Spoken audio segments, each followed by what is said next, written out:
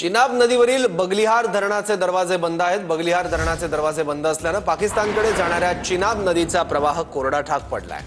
पाणी रोखल्यानंतरची स्थिती काय ते आपल्याला दृश्यांमध्ये दिसतंय।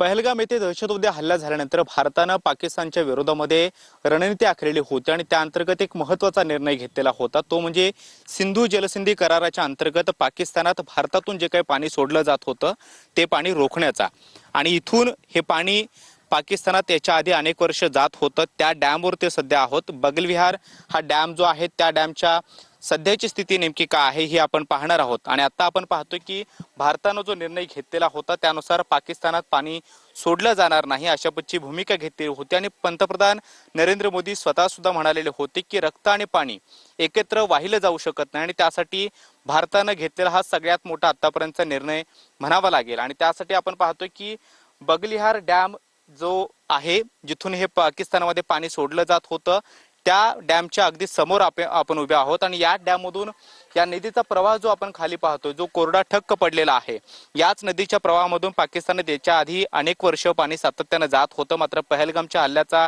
बदला घेण्यासाठी भारताने सगळ्यात पहिला मोठा निर्णय घेतलेला होता तो म्हणजे हे पाणी रोखण्याचा आणि त्यानंतर ऑपरेशन सिंदूर सुद्धा राबवण्यात आलेलं होतं। कॅमेरामन रोहन पवार सोबत मी कृष्णा सोनारवाडकर, TV9 मराठी, जम्मू काश्मीर।